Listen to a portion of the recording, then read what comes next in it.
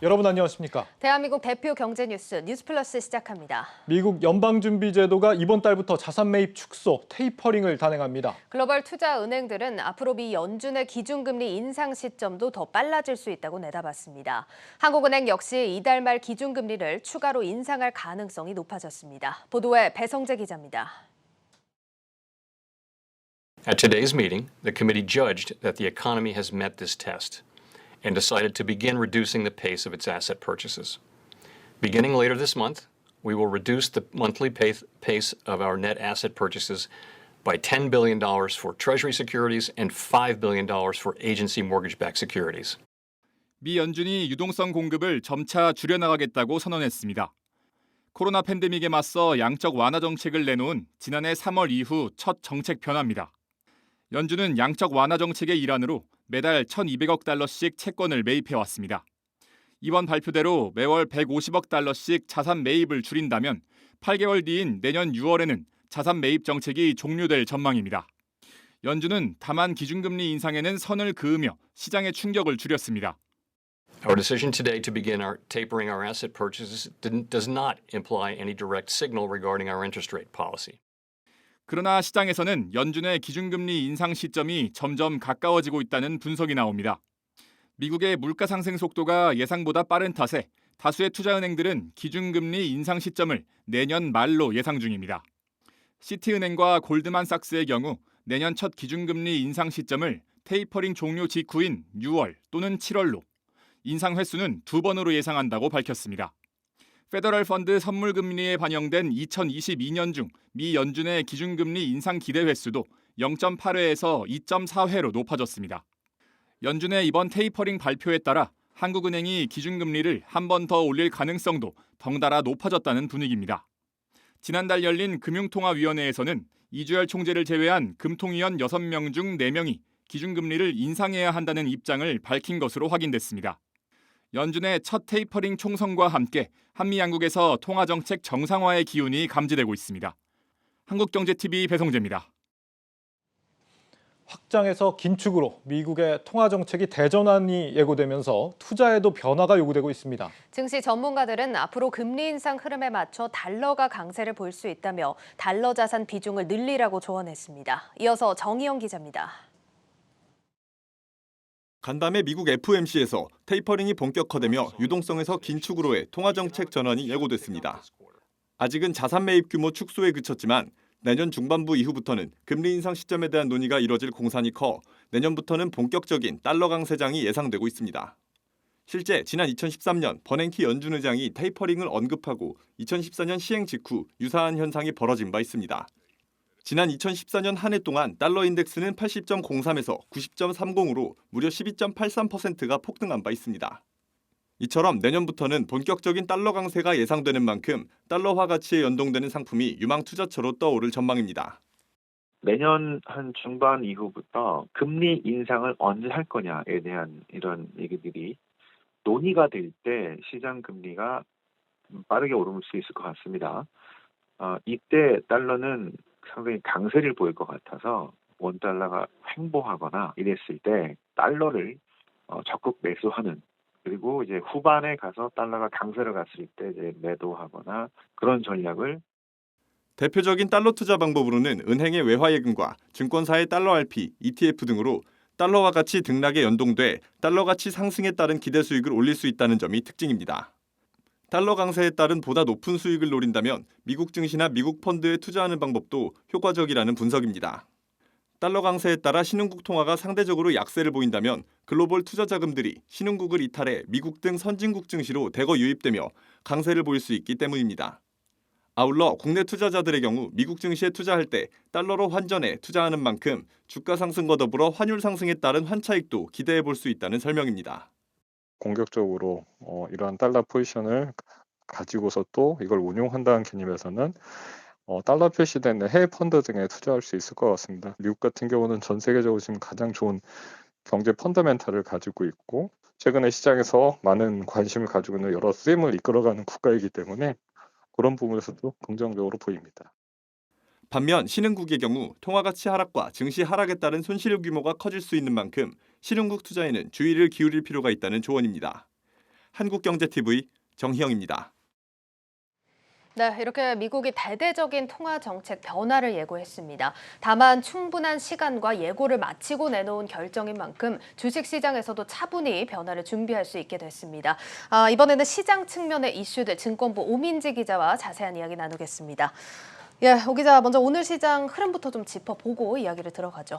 네, 오늘 시장 상황 간단하게 짚어드리면 FOMC 결과 이후 우리 증시는 그나마 상승세를 보였다 정도로 이야기할 수 있겠습니다. 어제 1.25% 하락하면서 시장 우려감이 컸는데요. 오늘은 그래도 진정되면서 강보합으로 마감했습니다. 코스피는 전거래일보다 7.51포인트 오른 2,983.22로 3,000선 아래에서 장을 마쳤습니다. 수급 주체별로는 외국인이 3,263억 원, 기관이 3,174억 원 순매수했고요. 개인이 6,558억 원 순매도했습니다. 코스닥은 3.57포인트 하락하면서 1,001.43에 장을 마쳤습니다. 천스닥은 지켰지만 그래도 하락 마감한 점이 좀 아쉽다 이렇게 평가할 수 있겠습니다. 이 FOMC를 통해서 테이퍼링에 대한 불확실성이 해소됐지만요. 증시에는 크게 상승세로는 작용하지 않은 것으로 보입니다. 예, 그렇습니다. 그래도 코스피 시장 하락 전환으로 끝나지 않아서 다행이라고 해야 될지 이게 시작은 좋았는데 끝이 좀 아쉬운 장이었습니다. 자, 그래도 이번 FOMC가 크게 예측에 빗나가는 발언들이 나오지는 않았거든요. 우리 시장에는 좀 어떻게 반영이 될까요? 일단 증권가에서는 FOMC 결과가 투자자들에게는 긍정적인 시그널을 주면서 연말까지는 그래도 증시에 안도감을 줬다 이렇게 평가했습니다. 예. 이 테이퍼링도 유연하게 진행이 될 것이고 또 내년 4분기까지는 금리 인상이 단행되지 않을 가능성이 높아지면서 증시에는 우호적이라는 겁니다. 이 김상훈 하이투자증권 연구원은 파월 의장의 논리에 집중해 보면 내년 6월에서 7월까지 금리 인상 단행은 어려울 것이라며 내년 4분기 정도 한 차례 인상을 기본 시나리오로 보고 있다 이렇게 설명을 했습니다. 예. 이제 다만 한 가지 변수가 있는데요. 이 고용 지표를 전제로 파월 의장이 완전히 회복되지 않았다. 그래서 금리 인상 좀 멀었다 이렇게 얘기를 했다라는 점입니다. 미국의 고용 지표 내일 발표가 됩니다. 증권가는 그 추이를 보고 고용 회복이 가속화된다면 금리 인상도 조기에 이루어질 수 있다. 이 점 주목해야 한다고 봤습니다. 예, 그렇습니다. 고용 부분이 아직까지도 변수로 작용을 하고 있는데 이제 오는 새벽에는 미국의 주간 신규 실업수당 청구 건수가 나오고요. 내일 밤에는 10월 고용 동향이 발표됩니다. 내일 특히나 이 고용 지표들 주목해서 보셔야겠습니다. 자, 그리고 이제 연말입니다. 주목해볼 포인트들이 있을 것 같은데 어떻습니까? 네, 일단 FOMC와 관련해서는 좀 불확실성이 해소됐는데요. 예. 또 다른 주역으로 좀 주목받고 있는 부분이 소비재입니다. 소비재, 지난해에는 사실 조금 주춤한 모습이었는데 올 연말은 다를까요? 예, 이 소비재가 왜 주목이 되는지 제가 사진을 하나 준비했습니다. 함께 보시죠. 예. 어떤 사진 같아 보이시나요? 이게 뭐죠? 분리수거장인가요? 굉장히 혼잡한데요. 이게 중국의 택배 회사 사진입니다. 이 중국의 최대 쇼핑 시즌인 광군제 이후가 되면 이 택배 회사가 이런 모양인데요. 광군제를 지날 때마다 이렇게 발 디딜 틈이 없이 택배가 쌓일 만큼 소비가 많아진다고 합니다. 예. 이 광군제가 바로 이번 달 1일부터 시작을 했습니다. 특히 2,600개의 브랜드가 광군제 시작 이후 1시간 동안 지난해 광군제 첫날에 판매한 거래액을 넘어서는 수준으로 판매를 했다고 합니다. 지난해 하루치 매출을 1시간 만에 달성을 한 거죠. 이게 광군제 얘기는 이 매출 속도가 해가 갈수록 더 늘어나는 네, 것 같다는 맞습니다. 생각이 드는데 이게 광군제가 중국판 블랙 프라이데이인데 미국에서는 진짜 이제 블랙 프라이데이가 시작되지 않습니까? 네, 중국뿐만 아니라 미국도 주목이 되는 부분이 바로 이 블랙 프라이데이인데요. 예. 11월에 둘 다 있습니다. 이 광군제는 11월 초에, 블랙 프라이데이는 11월 말에 있습니다. 세계 경제의 큰 축을 이루는 이 두 국가에서 소비 전쟁이 일어날 것으로 기대되는 상황입니다. 또 우리나라를 포함해서 전 세계적으로 위드 코로나로 전환하는 움직임 강하게 보이고 있는데요. 쇼핑의 소비량이 많아질 것으로 보이는 이유입니다. 그래서 증권가에서는 이번 연말에 이 소비재 업종이 특히 좀 힘을 발휘해 주기를 기대하고 있는 상황이죠. 예, 이렇게 연말 쇼핑 시즌 광군제 얘기가 나왔는데 바로 떠오르는 게 또 화장품 회사들입니다. 맞습니다. 코로나로 고생을 많이 하지 않았습니까? 네, 맞습니다. 이번 광군제 특히 사활을 거는 것 말씀하신 것처럼 화장품 회사들입니다. 우리나라 화장품 수출액 중에서 중국 점유율 자료를 한번 가져와 봤습니다. 예. 이 중국이 워낙에 큰 시장인데도 불구하고 점유율이 보시면 이번에만 벌써 20% 가까이 떨어진 겁니다. 위로 갈수록 줄어드는 거죠? 네, 그렇죠. 중국 내에서 이 화장품 기술이 점유율이 계속 좋아지고 있어요. 그래서 K뷰티가 아닌 C뷰티에 대해서 중국 소비자들이 관심이 많아진 영향으로 이런 점유율 하락이 보여진 겁니다. 지난해 중국 기초 화장품 시장 점유율 상위 10개 브랜드를 보니까요. 우리나라 기업이 한 곳도 없었습니다. 네, 로레알이나 에스티로더 같은 유명한 글로벌 브랜드가 8개를 차지했고요. 중국 브랜드가 2개를 차지했습니다. 우리나라의 LG 생활건강 후는요. 14위, 이니스프리는 17위에 머물렀습니다. 우리 기업들이 10위권 밖으로 밀려나는 모습인데 어쩐지 좀 주가에 기대감이 반영이 안 되고 있다는 생각이 들었습니다. 지금 10월 들어서 살짝 반등이 나오긴 했지만 반등이라고 하기에도 좀 민망할 만큼 상승폭이 적었거든요. 예, 맞습니다. 이 주가의 타격이 적지 않은데요. 큰 손들이 있는 중국 시장에서 점유율을 잃었다는 점이 좀 주요하게 작용을 했습니다. 예. 말씀하신 것처럼 소폭 반등하긴 했지만요. LG 생활건강은 지난달 말에 주가가 117만 원대까지 떨어지면서 52주 최저가를 기록하기도 했습니다.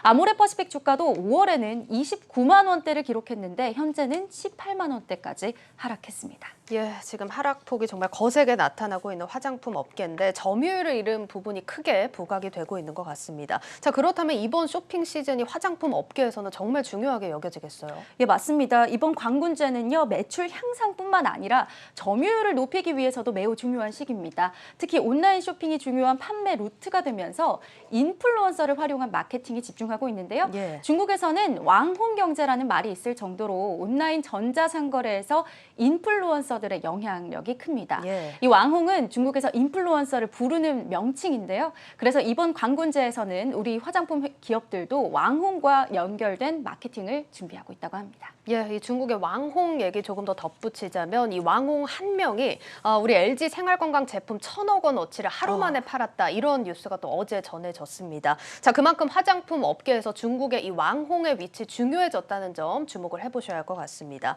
자, 지금 이렇게 화장품 기업들을 좀 대표로 살펴봤지만 전반적인 소비재에 대해서 증권가는 어떻게 보고 있습니까? 네, 말씀드린 것처럼 증권가도 소비재가 연말 증시에서 수혜를 볼 것으로 전망하고 있습니다. 중국과 미국 두 나라의 연말 쇼핑 시즌이 오면서 10월부터 벌써 수출이 좀 늘어나고 있는데요. 예. 우리나라의 10월 수출은 556억 달러로 전년 대비 24% 증가를 했고요. 전월보다 17% 상회하는 수준을 기록했습니다.